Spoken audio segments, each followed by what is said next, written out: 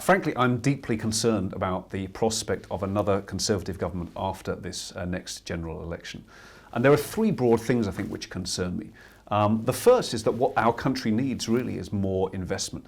And yet over the last 7 years, the Conservative government has repeatedly shown us that they've presided over the worst period of spending cuts and investment cuts in living memory. The second thing I'm deeply concerned about is that from everything I know about the European Union, the negotiation process over Brexit is going to be extremely complex and challenging. And yet the Conservative government have shown us again, time and again, that they seem to be relatively inept and clueless when it comes to both the specifics of what they want from the negotiations and their strategy itself. And so the third thing that I'm concerned about is that I fear that the Brexit negotiations will go either wrong, they'll break down somehow, or will come out of that with a pretty raw deal. And the Conservatives have shown us essentially what they would do if that happened, and it involves making Britain even more of a tax haven and cutting corporation tax even further. And although they haven't spoken about it, I'm sure that would also involve another round of austerity.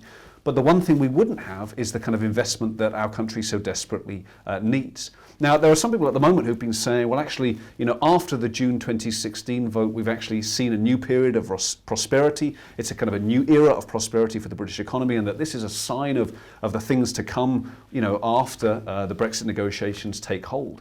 But that's completely the wrong way to think about this. There have been some minimal gains. For example, our exports are slightly more competitive.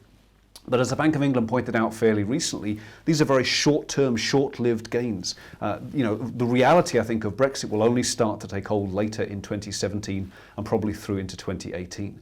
So my encouragement going into this general election would be, in a sense, to actually vote for almost anyone other than the Tories, for one simple reason, that I just don't think it's a good idea to hand Theresa May and the Tory government a strong mandate to go into Brexit negotiations, acting on our behalf, but actually acting in a way which I don't think would be in our best interest as a country.